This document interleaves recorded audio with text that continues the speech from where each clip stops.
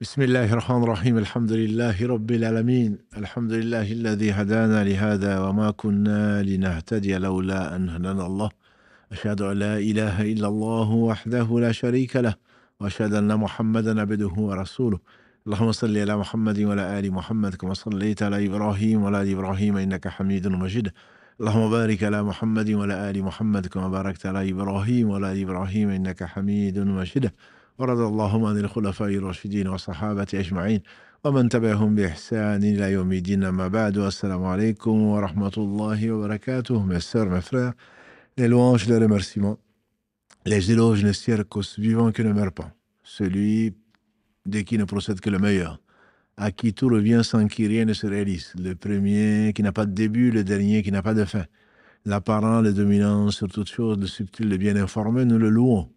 Et lui seul mérite la louange. Nous revenons vers lui repentant, nous lui demandons protection contre les conséquences de nos péchés, et lui seul en sait le nombre. Et les tendances de l'âme, et l'âme ordonne le mal, hormis celle à qui Allah fait miséricorde. Et nous demandons donc protection contre les conséquences de nos péchés et les tendances de l'âme. Celui qui Allah guide, nul ne saura l'égarer. Et c'est une faveur, pure faveur, don de lui. Et celui qui Allah égare dans sa justice, nul ne saura lui montrer le droit chemin. J'atteste donc qu'il est le seul digne d'adoration. J'atteste de la véracité, de l'exemplarité de la prophétie de Mohammed ibn Abdillah, qu'Allah bénisse ce prophète, sa famille, ses compagnons, tous ceux qui les auront suivis dans le droit chemin et nous fassent l'honneur d'en faire partie. Première question, tous les prophètes d'Allah, tout prophète d'Allah est messager? Non, certainement pas. La distinction que les savants font en général, il y a des subtilités, mais en général, c'est que tout messager est prophète, mais tout prophète n'est pas messager. Il y a eu des milliers de prophètes, mais que des centaines de messagers. Pour le fils d'Israël, par exemple, chaque fois qu'un prophète mourait, Allah désignait un prophète jusqu'à Jésus. Depuis Israël lui-même jusqu'à Jésus, chaque fois qu'un prophète, donc au nombre de générations correspondait au nombre de prophètes. Et un prophète, donc, il reçoit une révélation sans avoir l'ordre de faire parvenir ce message-là. C'est qu'il vient confirmer, par exemple, après Moïse ou après Jésus, ou après un messager, il vient donc confirmer et Allah lui inspire donc des règles et des ordres donc qui transmet, mais qui ne change pas la loi fondamentale qu'on va trouver dans la Torah, par exemple, ou dans l'Évangile. Donc tous les prophètes, il y en a eu des milliers et ne sont pas des messagers. Vous avez été quand même nombreux, 80%, à avoir la bonne réponse. Deuxième question, combien de prophètes bénis Allah a envoyés au monde? Est-ce que c'est 1000, 10 000, plus de 100 000, ou je ne sais pas. Donc, vous avez été 50% presque, à savoir que c'était plus de 100 000. La tradition dit qu'il y a eu 124 000 prophètes envoyés. Comme je le dis souvent, comme il n'y avait pas de réseaux sociaux, et il n'y a pas de téléphone, etc. Donc, chaque fois qu'un groupement humain vivait dans un endroit, Allah choisissait le meilleur entre eux à une période bien déterminée et lui révélait. Donc, bien entendu, à ce moment-là, il y avait des groupements humains, comme il y en a aujourd'hui, mais beaucoup moins en contact, très peu de liens. Donc, Allah a envoyé plus de 100 000 prophètes et tous les peuples, comme on le verra, ont reçu au moins un prophète, comme Allah le dit. Comme les messagers parmi ceux-là, est-ce qu'il y en a eu 100? Est-ce entre 300 et 400? Plus de 1000? Et en fait, ce qui est dit, c'est que 313 ou 315, selon les versions, messagers ont été envoyés. Et vos réponses, avec je ne sais pas, sont presque aussi nombreuses que le chiffre, le bon chiffre, entre 300 et 400. Quatrième question, le plus grand messager, béni, qualifié de Ulul Azm min ar-Rusul, de messagers de la détermination, sont au nombre de 3, 5, 7, ou combien ils sont au nombre de 5.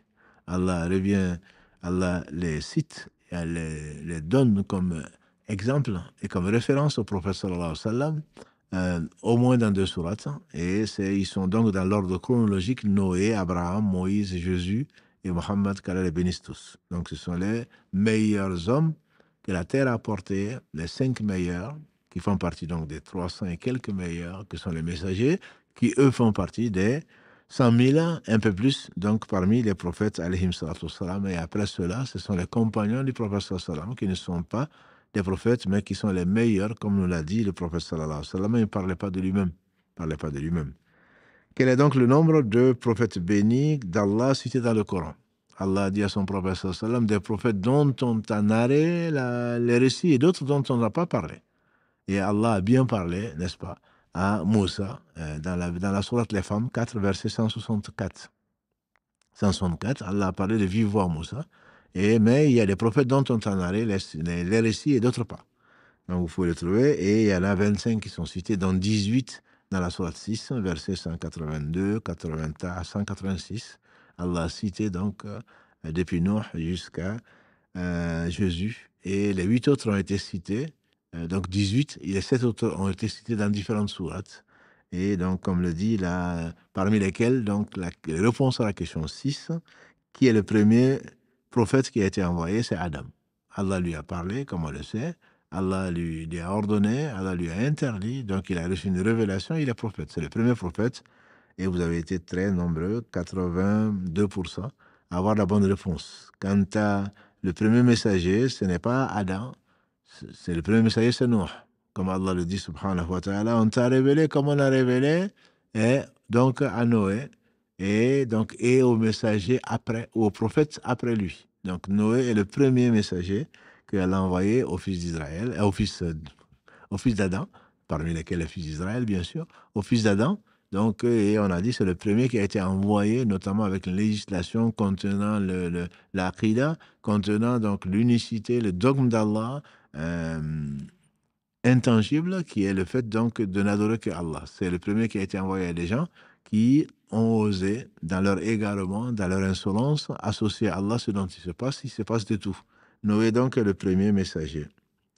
Question 8, quel est le premier prophète béni d'Allah envoyé au fils d'Israël? Est-ce que c'est Abraham? Est-ce que c'est Jacob? Est-ce que c'est Youssouf? Et ce qui est étonnant, c'est que on a presque 35% qui ont dit que c'était Ibrahim. Allah dit à maintes endroits dans le Coran, « Wa ma kana Ibrahim yahudiyan wa la nasraniya » Abraham n'était ni juif ni chrétien. Les fils d'Israël, bien sûr, le premier, c'est Israël. Et Israël, son vrai nom, c'est Jacob.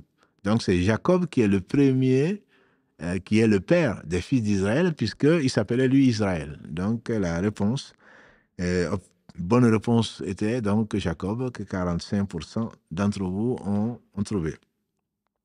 9e question, de quel messager béni s'agit-il dans la sourate 91? J'ai été assez étonné, parce que vous n'avez été que 28% à trouver la bonne réponse. La sourate 91, c'est Ash-Shams, et on le lit souvent, je pense. C'est une sourate qui est courte, puisque c'est la 91 sur 114, et Wash-Shams wa duhaha, et Allah dit à la fin, wa qala lahum rasulullahi naqatallahi wa suqayaha. Donc le prophète d'Allah leur a dit, laissez donc paître donc la chamelle d'Allah, et il s'agissait de Saleh. Saleh qui a été envoyé donc au Thamoud, donc qui est le deuxième Ad, qui a été envoyé après que Allah ait détruit les Ad qui eux-mêmes sont venus après Noé. Donc c'est un Thamoud, et leur prophète s'appelait donc Saleh alayhi salam. 10e question, qui est le premier prophète béni d'Allah que Allah a envoyé au Maghreb? Alors, félicitations à tous ceux qui ont répondu. Je ne sais pas, parce que moi, je ne sais pas. Et aucune donnée théorique ne nous dit qui a été envoyé au Maghreb. Je suis certain, comme je suis certain de mourir, qu'Allah a envoyé quelqu'un au Maghreb, au moins une personne comme prophète, puisqu'Allah dit وما أرسلناك من قبلك من رسول إلا نوحي ولقد بعثنا في كل أمة رسولا أن يعبدوا الله واجتنبوا الطاغوت. Dans la sourate donc 16 à Nahl, verset 36, Allah dit, il n'y a pas un peuple à qui on n'a pas envoyé un prophète pour lui dire donc adorer Allah et fuir les fausses divinités. C'est certain qu'au Maghreb, comme partout dans le monde, Allah a envoyé au moins un prophète. C'est le prophète de tout. C'est le Seigneur de toutes choses et maître, et donc il est juste. La justice fait partie de ses attributs, et donc il n'y a pas de peuple qui n'a pas reçu de prophète. Donc le prophète qui a été envoyé au Maghreb, je ne sais pas, c'était presque un piège, et je pense que Dieu bénisse, et c'est une majorité presque absolue, 50 et quelques qui ont dit je ne sais pas, et c'est ce que j'aime bien, et c'est ce qu'on essaye d'apprendre, nous qui ne sommes pas savants. On essaye d'au moins de savoir qu'on ne sait pas. Et quand on ne sait pas, c'est déjà beaucoup de science. C'est le fait donc qu'on ne parle que de ce que l'on sait. Parce que de ce que l'on dit, on sera interrogé dessus. Donc même le quiz, affirmer une chose, on peut se tromper, Mais si on dit une chose pour s'amuser, ou, comme vous aimez bien le dire, MDR, LOL, non, c'est écrit. Les gens écrivent et on risque d'être interrogé dessus. Donc, je ne sais pas était la bonne réponse. Et je m'encourage et vous encourage également donc à le faire. Qui est le premier prophète qui a été envoyé en Afrique subsaharienne? Alors, on a beaucoup de réponses. Luqman, Adam, bon, si Adam était un Africain, pourquoi pas? Comme certains le pensent. Luqman, puisque certains disent qu'il était effectivement de couleur foncée. Dhul Kifl, donc vous avez, non, je ne sais pas, est très certainement la bonne réponse. Et vous avez été encore une fois, je vous félicite et je suis fier d'avoir dans la famille des gens qui craignent Allah et qui ne disent que ce qu'ils savent. Donc, qui ne disent pas en tout cas ce qu'ils ne savent pas. Donc, je ne sais pas. Je ne sais pas non plus. On parle de Luqman, mais ce sont des choses qui ne sont pas avérées et peu importe. De toute façon, je suis certain qu'au Zoulou, Allah a envoyé un prophète, au Peul, comme au Wolof, comme à n'importe quelle tribu, Allah a envoyé au moins un prophète. Qui est-il? Allahu A'lam. On ne sait pas. Mais Allah n'a pas laissé donc une partie de sa créature sans information. Ça, c'est sûr que non. Donc, je ne sais pas non plus. Question numéro 12. Qui est le prophète béni envoyé en Asie? Alors, c'était assez tentant. Je pensais que beaucoup allaient dire Bouddha. De non, vous n'avez été que 4% à dire Bouddha. Et néanmoins, et encore une fois, félicitations, vous avez été nombreux à dire je ne sais pas. Et moi, je ne sais pas non plus. C'était la bonne réponse. Dhul Qarnayn, Dieu seul le sait, il a passé, comme Allah le dit dans la sourate 18 en particulier, il a voyagé, beaucoup voyagé, d'est en ouest, mais dire qu'il était asiatique, Allahu Alam. Allah seul sait. Dhunnun, Yunus, non, certainement pas. Et donc, c'est je ne sais pas. 13e question. L'Océanie et le continent américain n'ont pas reçu le message, puisqu'ils étaient loin, parce que... Non, la réponse est faux. C'est faux, ils ont reçu un messager, comme je vous ai dit, verset 36 de la sourate 16. Il n'y a pas de prophète, il n'y a pas de, plutôt, de peuple à qui on n'a pas envoyé un prophète sans leur dire qu'il n'y a autre être digne d'adoration si ce n'est Allah, de l'adorer et de fuir les fausses divinités. Question 14. Quel est le prophète béni dont Allah a aimé le plus de jeunes? Alors, voilà. Il y avait un piège, on a vu Mohammed, on a mis Daoud, Ibrahim. Voilà, donc vous avez été nombreux à aller chercher Mohammed, alayhi salatu salam, 32%. Non, le prophète que Allah subhanahu wa ta'ala a aimé le plus de jeunes, c'est le jeune de Daoud, alayhi salam, David. Et Allah a aimé son jeune, il jeûnait un jour sur deux. Et le prophète sallallahu alayhi wa sallam a rajouté, il ne fuyait pas dans la bataille. Quand on est jeune, quand on jeûne, on est généralement un peu plus faible que d'habitude. Ça veut dire qu'il jeûnait un jour sur deux et c'est pas pour autant qu'il ne faisait pas ses devoirs vis-à-vis d'Allah subhanahu wa ta'ala, y compris donc de défendre la cause d'Allah subhanahu wa ta'ala avec les moyens qui lui avaient été confiés. C'était un prophète, c'était un roi en même temps. Donc David, alayhi salatu wassalam, que Allah a choisi après donc la bataille contre Goliath. Donc David est celui donc, qui est donné un exemple, le prophète sallam, comme Abdallah ibn Amr ibn As radiallahu anhuma voulait jeûner et qu'il lui a dit jeûne que 3 jours. Non, je peux faire plus, jusqu'à ce qu'il dise jeûne un jour sur deux. Il dit je peux faire plus. Et le prophète sallam lui a dit tu ne peux pas faire mieux que le serviteur d'Allah ou le prophète d'Allah, qui est donc Daoud et qui jeûnait un jour sur deux. Donc il n'est pas permis à quelqu'un de jeûner plus qu'un jour sur deux de façon continue. Mais bien entendu, celui qui doit faire une kafara, une compensation parce qu'il a malencontreusement et de façon involontaire pris la vie de quelqu'un, ou quelqu'un qui a eu des relations conjugales pendant le mois de Ramadan en journée, alors qu'il n'était ni malade ni en voyage, celui-là doit jeûner 2 mois consécutifs. Donc là, bien sûr, on jeûne 2 mois consécutifs, sauf bien entendu si on tombe malade ou autre chose. Mais en tout cas, ça on peut le faire, mais en temps normal, on ne doit pas jeûner plus de 1 jour sur 2. Celui qui jeûne tous les jours, a dit le prophète sallam, ne jeûne pas. Celui qui jeûne tous les jours ne jeûne pas. Donc son jeûne n'est pas compté. Donc, alhamdulillah, Allah nous a envoyé le meilleur des hommes pour nous enseigner donc l'islam, et par conséquent, on n'a pas le droit donc d'aller chercher de se faire soi-même une religion. Et donc, on était donc à la question du meilleur, celui, le prophète, donc, dont Allah a aimé le plus de jeunes. c'est Daoud, alayhi salatu salam. Vous avez été moins de la moitié de trouver. Encore moins, beaucoup moins, à trouver la bonne réponse que le prophète béni dont la prière nocturne fut la plus appréciée d'Allah. Bien sûr, vous avez été nombreux, Mohammed, à 64%. Bon, c'est la raison qui a, ce n'est pas le texte. Le texte dit, la révélation dit que c'est Daoud. Allah a apprécié la prière nocturne de Daoud, disait le prophète sallallahu alayhi wa sallam, et Daoud dormait la moitié de la nuit, il priait le tiers et il dormait le sixième. Donc, ce qui est conseillé, c'est de se mettre tôt, quand c'est possible, bien sûr, au lit après l'Aïcha, et de ne pas passer son temps sur les réseaux sociaux ou devant la télé ou devant les écrans, d'aller se dormir. Donc, la meilleure partie de la nuit, c'est la première partie, la plus reposante, ça c'est physiologiquement. Donc, il dormait la moitié, ensuite il se réveillait, il priait le tiers de la nuit. Le tiers de la nuit, et ensuite, donc il dormait à nouveau le sixième de la nuit. C'est le mode de vie, la prière qu'a apprécié Allah subhanahu wa ta'ala le plus, la prière de nuit, et donc c'est celle encore du prophète Daoud alayhi salatu salam. Donc là, vous n'avez été que 18% à avoir la bonne réponse. Un peu plus, vous avez été 30% à avoir la bonne réponse. Quel est le prophète béni qui n'a consommé que le fruit de ses mains? Encore une fois, c'est le même.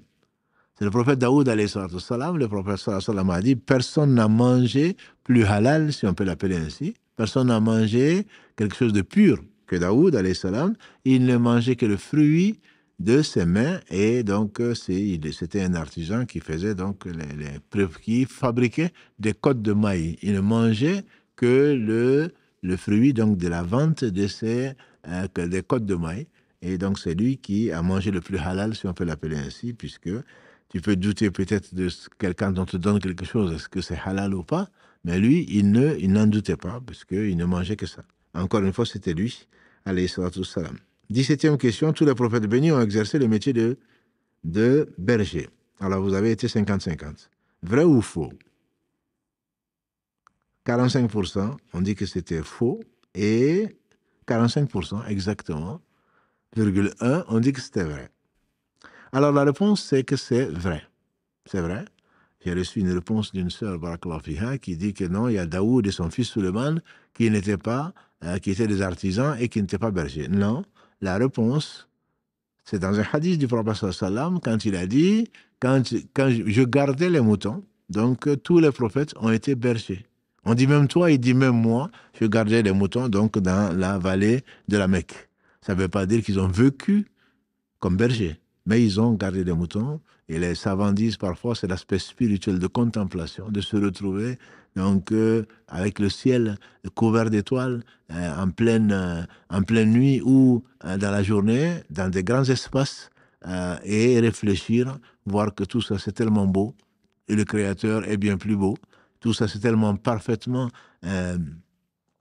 fait, parfaitement donc orchestré, pour amener à l'humilité surtout, et à ouvrir l'esprit vers donc la réalité qui est l'existence d'Allah subhanahu wa ta'ala, sa perfection, et le devoir de l'adorer, plutôt que d'adorer autre que lui subhanahu wa ta'ala.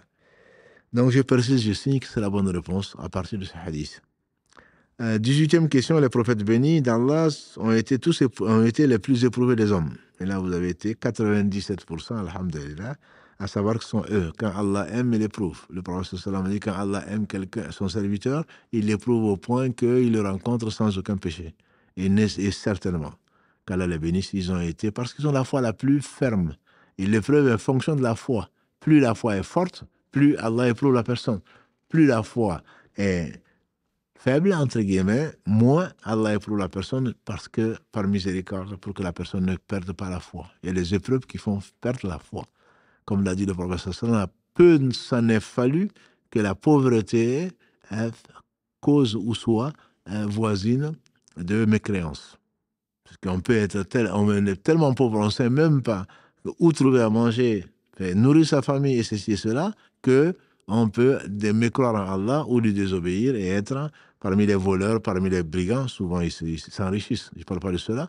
Donc, peu s'en est fallu que la pauvreté ne soit synonyme de mécréance. Donc, ce sont des épreuves terribles. Et tout est épreuve, mais ça, ce sont des épreuves terribles.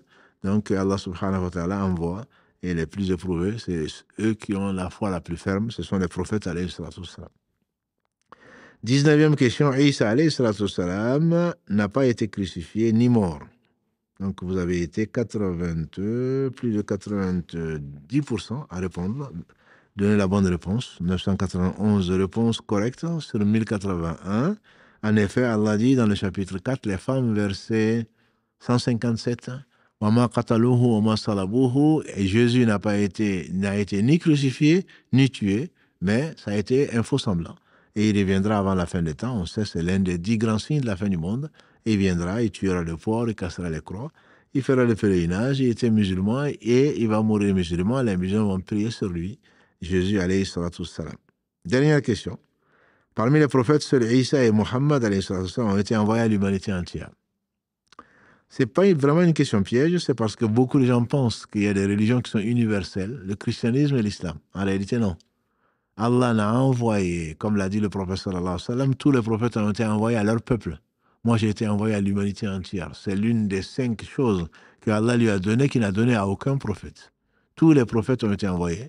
Et on sait, alhamdulillah, Allah le dit dans la sourate 25, Al-Furqan, verset 1, il le dit, entre autres, dans la sourate 34, Saba, verset 28, et il le dit ailleurs. Donc, le prophète, dans la sourate 7 également, verset 158, si ma mémoire est bonne, Allah subhanahu wa ta'ala a envoyé Mohammed à l'humanité entière, aux hommes comme aux djinns, alors que tous les prophètes ont été envoyés à leur peuple, et Jésus a été envoyé aux brebis égarées, comme on lui fait dire dans l'évangile, qui n'a été envoyé qu'aux brebis égarées des fils d'Israël. Et nous, dans la sourate 61, verset 4, Allah dit وَإِذْ قَالَ عِيسَى بْنُ مَرْيَمَ يَا بَنِي إِسْرَائِيلَ إِنِّي رَسُولُ اللَّهِ إِلَيْكُمْ كانت إني رسول الله إليكم مصدقا لما بين يدي من التوراة ومبشرا برسول يأتي من بعد اسمه أحمد. Quand Jésus a dit donc aux fils d'Israël, je suis un messager envoyé vers vous, on aurait pu traduire que vers vous, pour confirmer ce qu'il y avait avant moi de la Torah et pour annoncer la nouvelle d'un prophète qui viendra après moi, dont le nom sera Ahmad, c'est-à-dire Mohammed sallallahu alayhi wa sallam, qu'Allah bénisse tous les prophètes et nous réunisse avec eux, tous leurs compagnons, tous les gens qui ont suivi leur chemin jusqu'à être confirmés par le prophète qui venait après, s'il y a eu plusieurs prophètes, et en tout cas qui ont également cru à la mission de Mohammed sallallahu alayhi wa sallam et qui auront double salaire, comme il a dit. Un chrétien qui croit à Mohammed sallallahu alayhi wa sallam, il aura un double salaire, parce qu'il a cru à son frère Jésus et il a cru également donc en lui. Un juif également qui croit à Mohammed sallallahu alayhi wa sallam, après avoir cru en Moïse, il sera doublement récompensé parce qu'il a cru aux deux. Voilà, donc qu'Allah les bénisse tous, et très certainement ce sont les meilleurs hommes que la terre a portés, et ils sont certainement au paradis. Allah interdit à la terre, aux bêtes de la terre, de manger leur chair.